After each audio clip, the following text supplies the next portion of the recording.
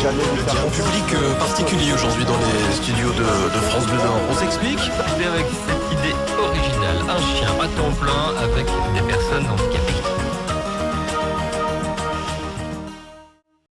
Bonjour à toutes et à tous, bienvenue dans le Bayescourmac, comprendre le sixième sens de votre chien. Et je vous remercie de votre fidélité. Lors de mes activités canines, j'ai fait de bien belles rencontres, avec des chiens bien sûr, mais aussi avec des propriétaires, des concurrents, des professionnels du chien, que ce soit en expo, en concours, ou encore lors de présentations ou de démonstrations. Je vous propose donc d'accueillir certains élèves ou propriétaires rencontrés lors de ces interventions. Ils vont nous faire partager leur expérience concernant le concept, la philosophie que j'ai mis en place. Ils vont notamment nous expliquer ce qui leur est arrivé et pourquoi ils ont fait appel à ma méthode, ce qui a changé pour eux, pourquoi ils l'ont choisi.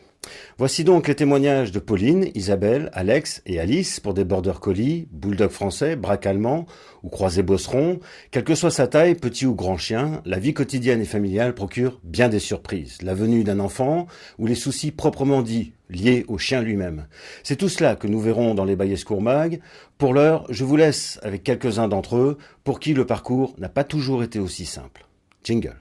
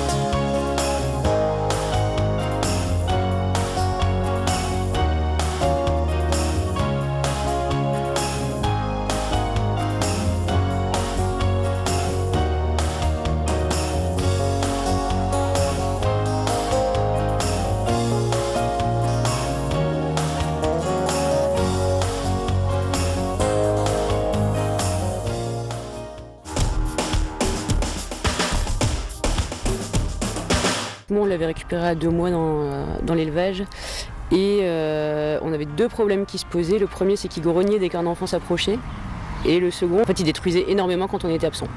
Des problèmes pendant les promenades. Zim grognait sur les autres chiens, il attaquait les chiens, il les mordait.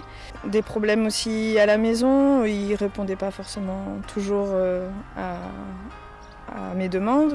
Avec l'arrivée du bébé, ça pouvait vraiment poser un souci dans le sens où je faisais plus confiance à Zim. Et j'avais besoin d'avoir confiance en lui et pouvoir sentir qu'avec le bébé, il n'y aurait pas de souci. Prout, c'était un chien qui était destiné à faire des concours de chasse que j'ai eu à l'âge de 15 mois. À la maison, ça a été très bien jusqu'au moment où il a trouvé le moyen de sortir. Et après sur les promenades c'était compliqué parce qu'il avait qu'une idée en tête, c'était de courir après tout ce qui passait. Et, le haut pied il savait pas, le assis il savait pas. Dès qu'on l'arrêtait un peu, il se mettait à trembler tellement il avait besoin de partir quoi. On a dû tout lui apprendre pour la vie en famille.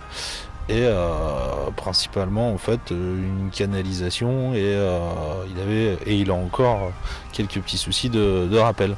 J'ai eu Tia quand elle était tout bébé, elle avait à peine 6 semaines, elle tenait dans ma main. C'était une chienne qui avait beaucoup de caractère, qui était dominante, puisque j'essayais de la mettre sur le dos, vraiment toute petite, elle me roulait dessus, elle avait tendance à tout mordre, elle grimpait partout, elle faisait un petit peu n'importe quoi. Quand elle a eu à peu près 2 ans, j'ai pris une colocation avec une amie qui avait un chien.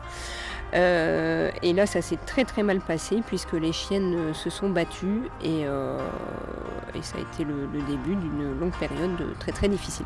La chienne déjà avait, je pense, des angoisses puisque la nuit elle n'était pas propre, elle pouvait pleurer, enfin vraiment pour moi elle pleurait quand une personne s'en allait de la pièce. Si elle mettait un jeu en dessous d'un meuble, elle pouvait aboyer, pleurer pour l'avoir, mais ça pouvait être toute la journée et on devait sans arrêt répondre à ça tout le temps et voilà, sur plein de petites choses, mais c'était constant quoi.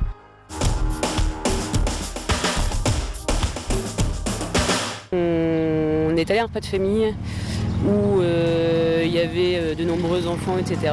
Et nous, on a laissé le chien, entre guillemets, errer pendant ce repas de famille, et notamment avec les enfants. Et on pense que le problème est venu de ce fameux jour où on n'a pas fait suffisamment attention, on n'a pas suffisamment surveillé. Mais en tout cas, le problème est venu à ce moment-là. C'est-à-dire qu'on avait déjà croisé des enfants avant, où ça se passait très bien, mais où on était présent. Et là, je pense qu'on a vraiment manqué de vigilance. Il était prévu pour faire des concours de chasse du field, je crois. Donc c'est lancer le chien sur 200 mètres pour qu'il aille débusquer de la plume. Le concept de l'éleveur était de le laisser assez brut pour qu'il ait énormément d'énergie qu'il puisse lâcher très très vite. Donc c'était une autre éducation et qui était peut-être un peu compliqué pour un chien qui arrivait dans une famille, quoi.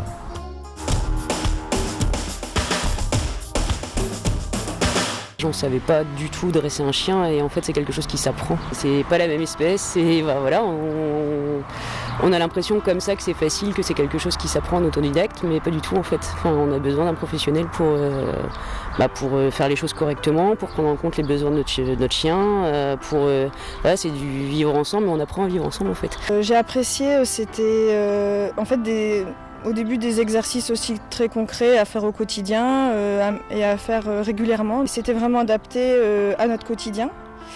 Et puis les nombreux échanges aussi qu'on a pu avoir pour me permettre de comprendre mieux les besoins de mon chien et éviter de projeter des choses sur lui, on va dire, arrêter de le voir comme mon gros bébé, quoi.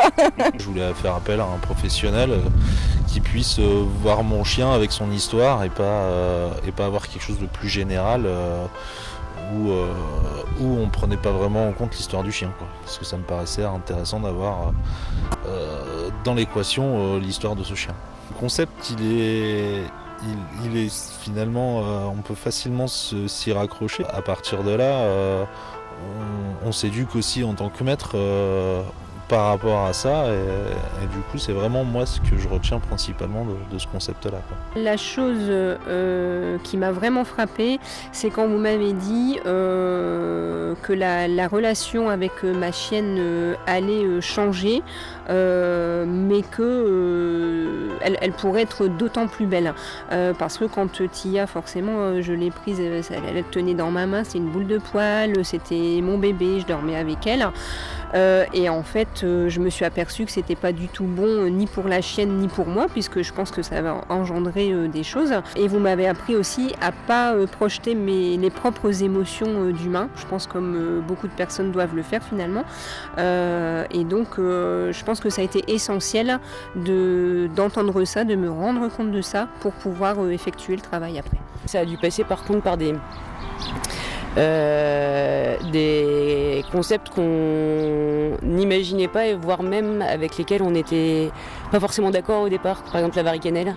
Au départ ça nous semblait aberrant en fait de mettre notre chien en cage parce que c'était notre point de vue d'humain où on s'imaginait, parce qu'en plus nous on faisait des grosses journées donc on pouvait partir parfois 12 heures et on se disait que ça allait être vraiment trop long, insupportable, etc. Et en fait c'était vraiment son repère. Et effectivement il pleurait plus en notre absence, il y avait ça aussi, il faisait le loup souvent quand on était absent. Et par exemple, ça c'est vraiment des concepts avec lesquels on avait énormément de mal au départ, quoi, et on trouvait que c'était peut-être violent parce qu'on faisait quelque chose qui était de l'ordre de l'anthropomorphisme, quoi. Enfin, et en fait non, c'est sa place de chien, quoi. Enfin, et on s'est rendu compte que ça avait énormément changé les choses, canalisé ses angoisses, et puis petit à petit la varicannelle, on l'a enlevée, et maintenant il n'y a plus aucun problème, quoi.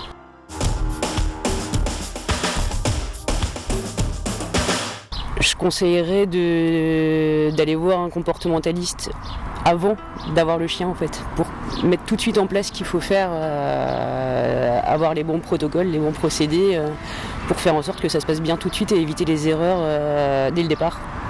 On n'est pas autodidacte dans le dressage de chiens, c'est pas inné, c'est quelque chose qu'il faut appréhender et de préférence avant effectivement de commettre des erreurs, je pense. Ouais. Accepter de voir autrement et de comprendre les besoins de son chien du coup, qui sont pas forcément les mêmes c'est pas du tout les mêmes besoins qu'un humain en fait. Que ce soit une décision de famille déjà, et puis après de pas hésiter à s'entourer, même si je pense, même si on a eu d'autres chiens, un chien et pas un autre, faut pas forcément reproduire ce qui nous paraît évident, et parce qu'on est dedans, et avoir une vision extérieure aussi, et en plus une vision d'un professionnel, c'est toujours intéressant. Et ça me paraît nécessaire de le faire. Je dirais aux gens de bien réfléchir avant de prendre le chien au niveau de la race, au niveau de l'éducation qu'on veut lui donner, la place qu'on veut lui donner, de ne pas hésiter à faire appel aux comportementalistes pour pouvoir avoir des petits conseils au début, des petites pistes, et que si la chienne a déjà 2-3 ans, c'est pas grave, qu'il y a toujours quelque chose à faire, et qu'il ne faut pas rester avec un chien qui pourrait devenir une contrainte dans la maison, où on en a assez parce qu'il y a des bêtises tout le temps. Un chien, on doit pouvoir bien vivre avec, et il doit faire partie de la famille, et avec le plus de sérénité possible.